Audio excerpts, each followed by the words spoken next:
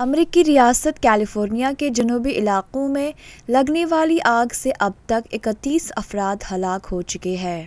اس بھیانک آگ کے سبب اب تک ہزاروں گھر جل کر خاکستر ہو گئے اور سینکڑوں کاروباری اداروں کو نقصان پہنچا ہے۔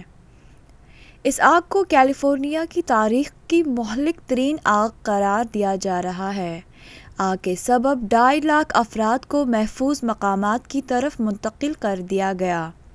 کیلیفورنیا کے جنوبی علاقوں میں عام طور پر معروف شخصیات کے گھر ہیں، جس کے سبب نقصان میں اضافے کا اندازہ لگایا جا رہا ہے۔